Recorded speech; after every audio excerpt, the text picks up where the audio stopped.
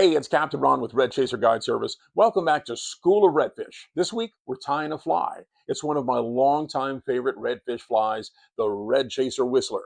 Now, this is a variation on Dan Blanton's classic Whistler fly that I started tying back in 2001. Now, Dan's Whistler fly, he tied with bucktail, with B-chain eyes, and he put a couple of hackle on the flanks to give it some barring.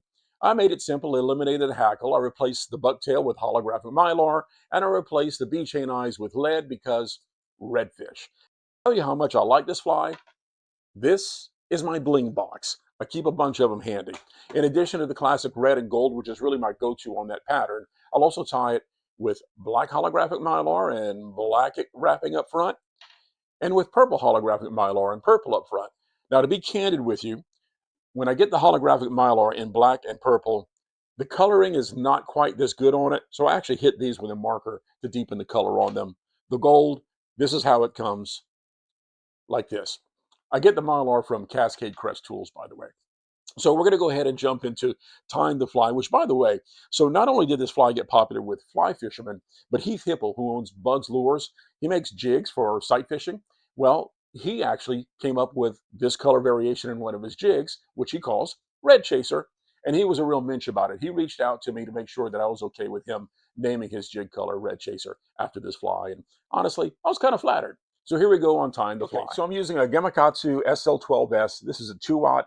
I'll tie these a lot in 1/2 too, particularly if I'm going to be using them in kind of the backwater marsh, more the interior stuff. And I've got my thread started, form a little bit of a ball right behind the eye of the hook. Normally I use 210 denier thread. Right now I am out of red 210, so I'm using 140, which means I'll probably break the thread off at some point in time. So I get my lead eye started, my Dumbell eye. This is a Wapsi medium, which is 1/30th of an ounce. That's my standard go-to for redfish flies.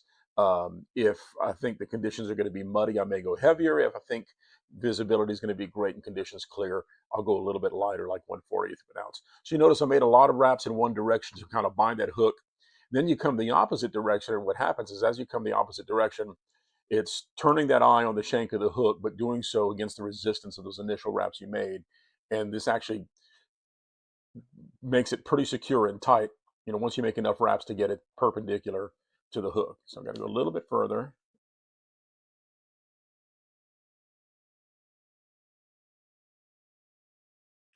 Oops. And as I mentioned, a thread break.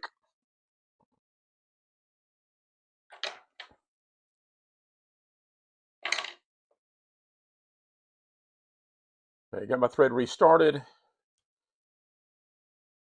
Restart that hook.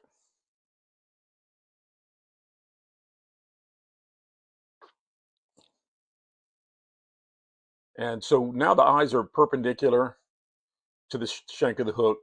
So I'll make some figure eights and then do some helicopter or parachute wraps around the base to really tighten that up.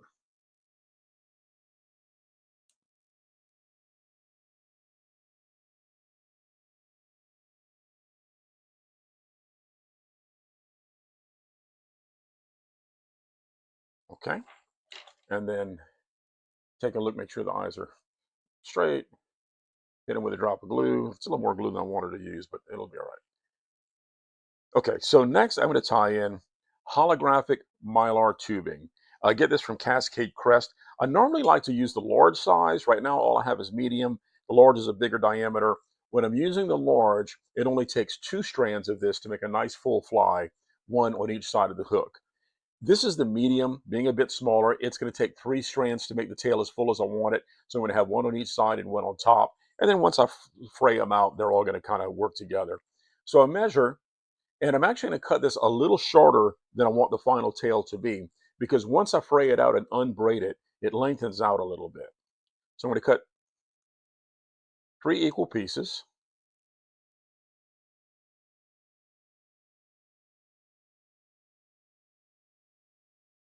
So this holographic Mylar tubing, when I first started tying this fly back in 2001, I would buy this stuff at Hobby Lobby in the sewing department, and I would get about 50 yards for $5. Well, unfortunately, it's been years since I've seen it in a sewing department anywhere. And now when you buy it as quote unquote fly tying material, it's still $5, but it's $5 for about 1 yard.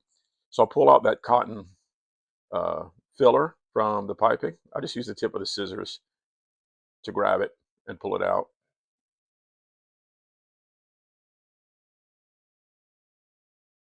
And now I'm going to tie these in, one on each side and then one on top, which will fill in nicely.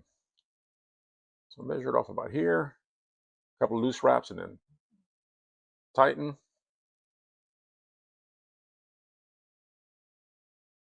At the end at the same place here.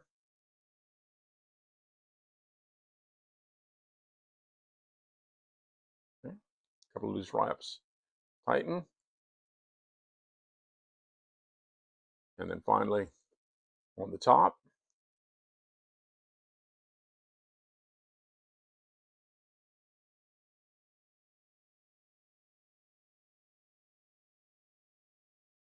Okay. So now I'm going to take my bodkin and tease out this piping. And this is the most time consuming part of the whole fly, is teasing these things out. So what I'm going to do is I'm going to start teasing this out and then put it in fast forward so you don't have to sit through a whole bunch of this. One thing I will tell you though, when I go to tease it, if I push a little bit, it kind of loosens the fibers and makes it easy to get the bodkin in and tease out. So I push forward from the back end of the piping, get the bodkin in there, and tease out.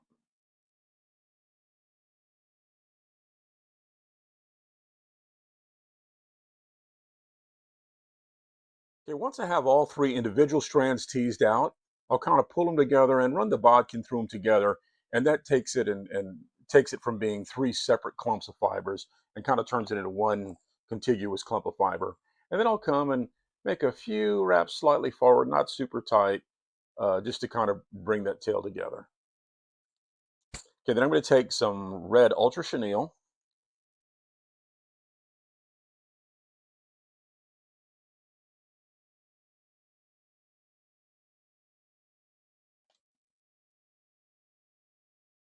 Just make a few wraps. So one of the things about this fly that makes it effective is that in addition to being flashy, it pushes a decent amount of water, and making this little collar of chenille behind the hackle that gets polymered helps keep that hackle stiff and upright so that it pushes water, which is part of why it's an effective fly. So I'm going to get that thread out of the way, snip that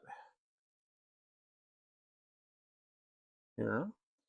Now I'm going to bring my thread forward, and I'm going to take a couple of Red Grizzly saddle hackles. These are Ewing hackle for their deceiver patches, which I like a lot. Um, I find their deceiver patches, they're decent feathers. They're a size that work well with the flies I like to tie for my redfish flies, and they're fairly reasonable in terms of price for what you get. So something you may want to consider or look into. So I'm tying the butt sections, and I'm tying in these two hackle together because I really want it to push some water. Um, So tie those butt sections in, and I'm going to work my thread back here to back right in front of the chenille. And I'm going to wrap these hackles, but I'm going to do them kind of backwards. I'm going backwards over the shank to the back instead of going forward around it. And I'm going to show you why in just a second. So I get these wrapped, and these are going in pretty nice. Sometimes they don't cooperate as well. Okay, so I've got them in there. And now I can take my thread and counter wrap through the hackles. And by moving it back and forth and going in the opposite direction that the hackle was wrapped, it could actually get in there without trapping hackles underneath the thread. And the reason I do this is while redfish don't have big teeth, they have like little peg teeth. What'll happen is those peg teeth will cut the stem of the hackle and then the whole thing will unravel. Well, by wrapping that thread through the hackle, if that hackle stem gets cut, the whole thing won't come apart. So make a few additional wraps there.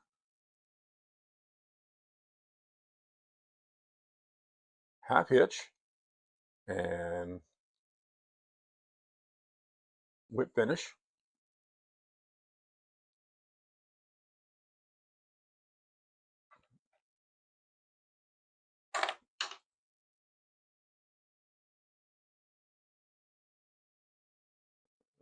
Get that glue to go back a little bit. Okay.